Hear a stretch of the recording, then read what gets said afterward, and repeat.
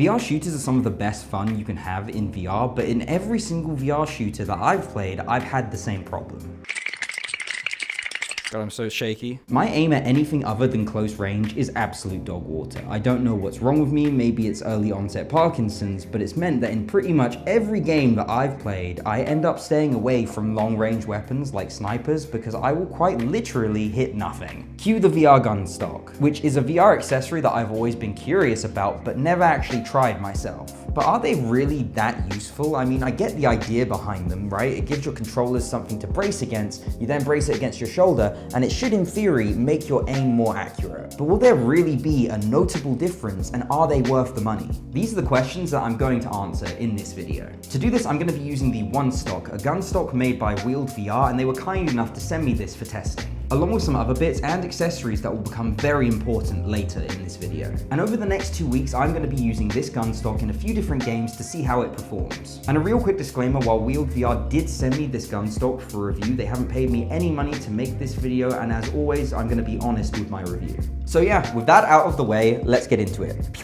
First, before I got into the testing, I had to unbox and assemble this thing. And I found that this process was incredibly easy to do. The build quality of the Gunstock seems to be very good. And by the way, I expected it to be because this is a premium product. But even with that expectation, I was surprised at how much customization this thing has. The number of adjustments that you can make to the Onestock is really good, and it means you can really adapt this thing to your playstyle. Each of these adjustments are either done with button presses like this, or with these plastic tighteners that you simply unscrew and then you can move them about, or this flipper here moves it this way, make it bigger and smaller. No screwdrivers or other equipment are needed to modify the Onestock. And what this means is while you have your headset on, you can change this Gunstock on the fly. So imagine if I was using like an SMG, for example, which has the controllers closer together, and I wanted to change classes to a sniper rifle, it'd simply flip this down, push this out, flip it back. And now I have a sniper rifle and I want to change back to an SMG, flip, push, back, done. Pew, pew, pew, pew. So basically you can adjust this thing on the fly, which will be a massive plus when I'm doing my testing. WIELD VR has reduced the friction of using a Onestock with this system, because it would be really annoying to change classes and have to get out a screwdriver and take off the headset. Then we also have the strap, which like the Gunstock itself is extremely adjustable. The Gunstock has 9 different mounting positions where you can attach this strap, and depending on where you attach it to, the Gunstock will sit differently on your body, which will become important later in this video. But to start, I decided to go with a 2-point configuration where the Onestock was sitting across my chest. And now that we've got everything set up correctly, let's get on to the testing. I chose Pavlov as the first game as it allows me to do the most basic of tests for a Gunstock, as it has a firing range. And seeing as I'm mainly a PC VR player, I had my Onestock set up to use index controllers, and the way they simply work is you put your controller on your hand and then it slots into the bottom like that, and you're good to go. And for this test, I shot a regular rifle and a scoped rifle at various different ranges to see how much better my aim would be. But first, I had to try shooting without the Gunstock. All right, 20 meters. I'm just gonna do 5 bullets, so we're aiming for the middle.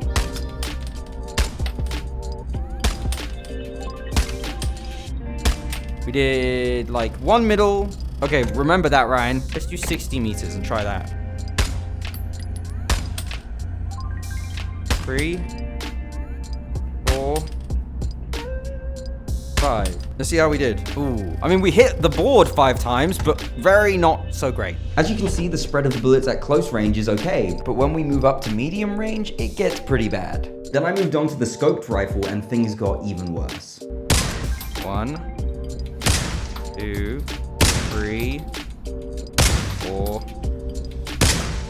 That was terrible. I can tell you now, that's gonna be bad. I hit 4 times. And after that frankly awful performance, I moved on to using the Onestock, and I think the results will speak for themselves.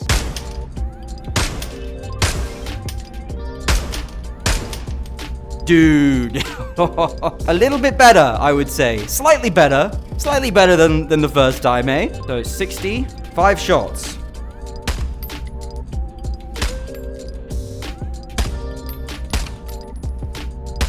It's much, much better. Okay, that's pretty good.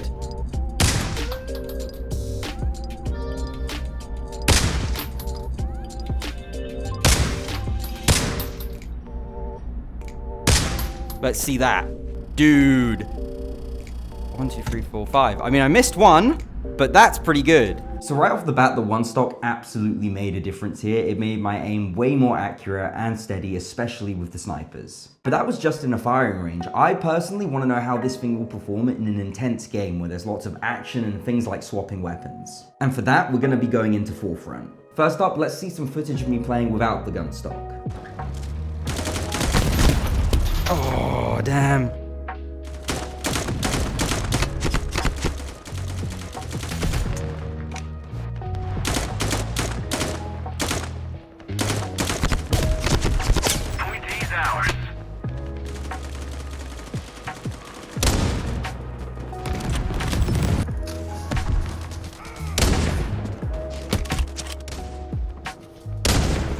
So hard to aim. It's so difficult. I've always found this so hard. And much like Pavlov, I really struggled here with anything past medium range, especially with the snipers. As you can see from my gameplay, I'm notoriously terrible with them in VR. And after struggling with that for about 30 minutes, it was time to try it with the Gunstock. But before I started, I decided to change my strap from a 2-point configuration to a 1-point configuration. And that's because while I was in Pavlov, I noticed I kept hitting the stock by accident. But yeah, I started playing, and as you'd expect, my ability to fight people at long range increased dramatically. Enemy has control over point A. See, I'm hitting those shots so good now. I'm hitting these long range shots like it's nothing.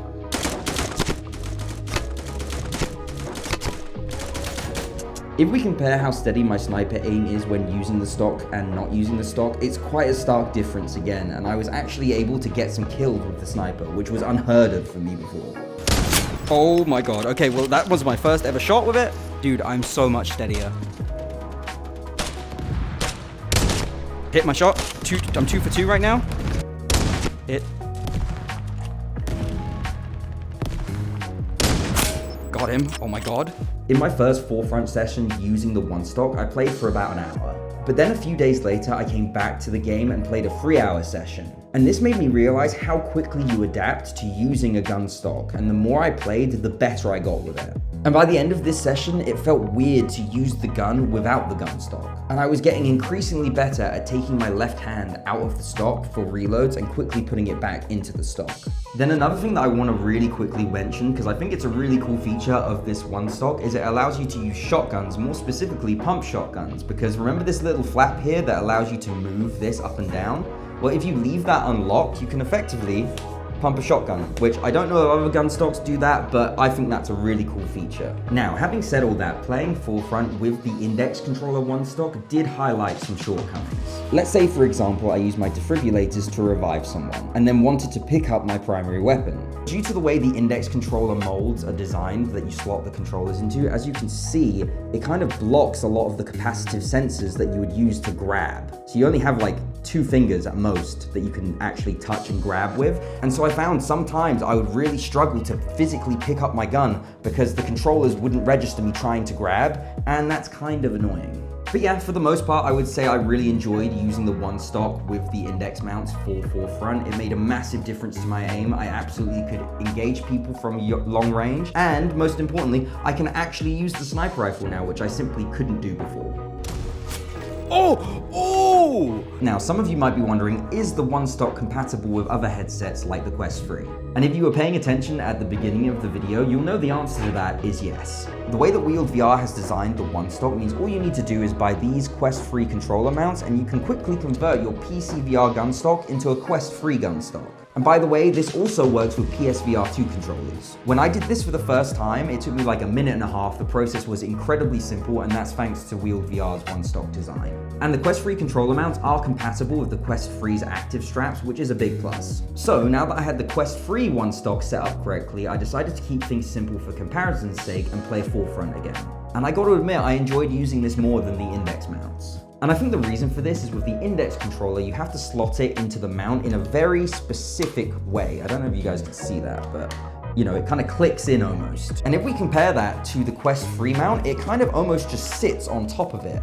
So that makes it way easier to go back to this position. And what this means in game is I was able to reload, pick up, and change weapons much quicker using these mounts compared to the indexes. Then, because of the design of these mounts, as you can see, it covers less of the button on the controller, which basically eliminated my issue of not being able to grab my gun in-game while using the Gunstock. Then of course, as you'd expect, the Quest 3 Onestock once again shines in Forefront. My aim is once again steadier and more accurate. And because I was level 1 on my Quest version of Forefront, it meant that I was stuck using an SMG, as that was the level 1 gun for the class I was using. And the funny thing was, while using an SMG with the Onestock, I was combating people from long range that were using assault rifles. And while doing that, I was hitting my shots consecutively, which I simply wasn't able to do before. Now, one thing I do have to note is while it was easier than using the index mount, I was still fumbling about at times to get this hand back onto the stock, and I'm not gonna lie, it did get me killed sometimes. But this isn't the end of the story, because WIELD VR sent me one more thing to test, and I am so glad that they did, because this thing is freaking awesome. This is their brand new magnetic mount system. You attach this to the bottom of your Quest 3 controllers, and they work with the active straps, by the way.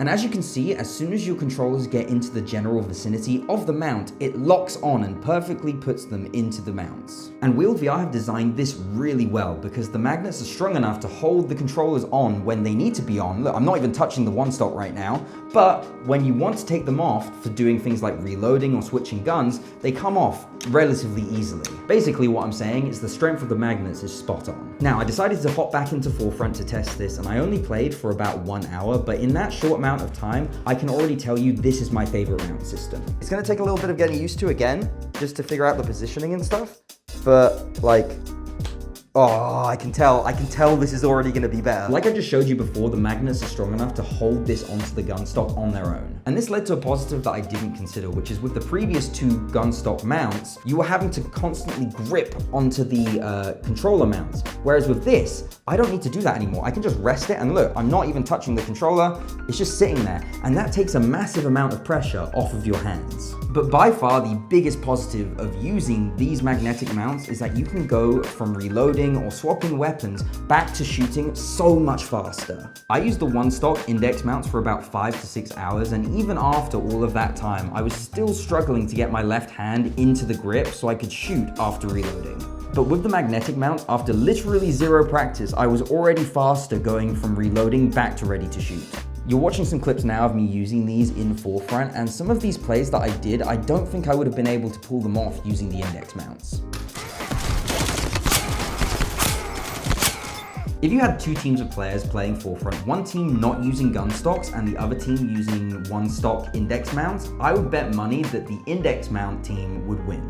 But if you had a team of players using the index mounts versus a team of players using the magnetic mounts, the magnetic mount team would win every time, because it makes the speed at which you can go from reloading back to shoot so much faster. So let's quickly take a look at everything we've tried this video. Starting with the index mounts, I do really like these, and if you're into your PC VR shooters, I do think they're worth getting. But there are certain drawbacks that you should consider, like struggling to put your controllers back into the mount, and also the fact that sometimes you might struggle to grab things. Then I moved on to the Quest 3 mount, which did fix some issues like me struggling to grab things, but I did still struggle at times to get my hand back into the mount when reloading. Then I tried the magnetic mount, which fixed both issues for me. I'm easily able to grab because the button isn't obstructed, and then when it comes to reloading and getting my hand back into the stock, it's super easy because it just snaps in. The magnetic mount for me is easily my favorite, and it's kind of funny, WIELD VR, you've almost made your regular Quest mount obsolete, because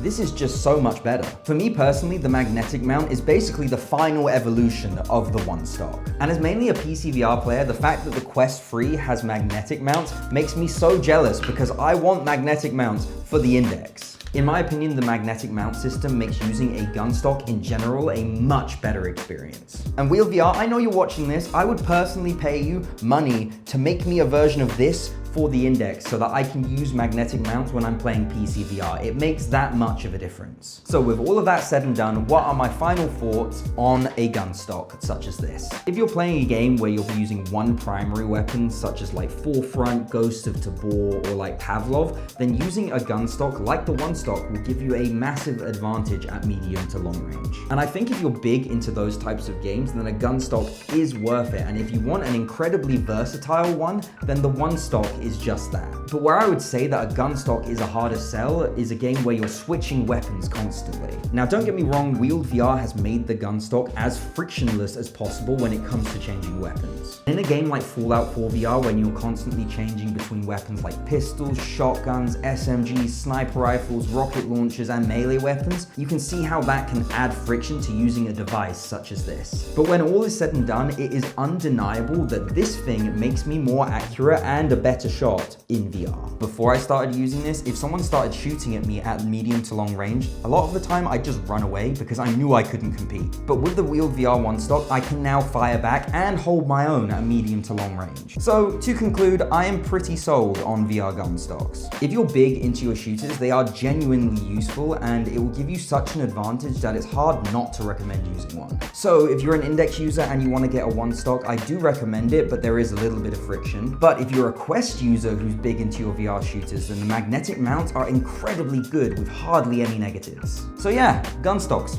Pretty cool. If you've made it this far into the video, thank you so much. I really appreciate you taking the time to watch my video. Big thank you to WIELD VR for sending me this. It's awesome. Links to everything in this video will be in the description down below. And one more thing, WIELD VR did send me an affiliate link, which would give you guys, if you wanted to purchase, $10 off. And I'm also going to put a non-affiliated link to WIELD VR's website in the description as well. I did this for my last review video, and it's something that I think I'm going to continue to do going forwards because I don't want you guys ever thinking that I'm making this video primarily because I have an affiliate link. This is a great product. I really like it. And so if you feel like using an affiliate link that would support me, you can. If not, absolutely no problem. The other link is there for you to use as well.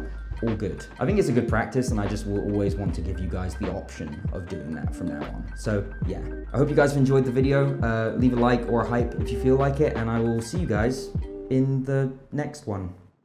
Bye. Bye-bye again. See you later.